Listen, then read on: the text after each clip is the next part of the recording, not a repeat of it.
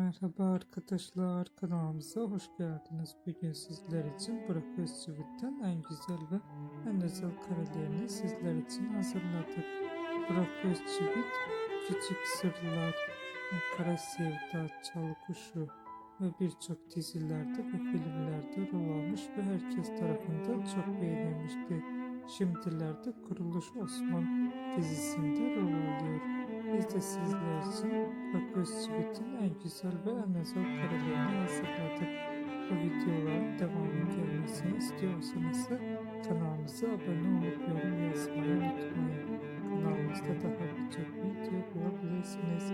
Bizi izlemeye devam edin.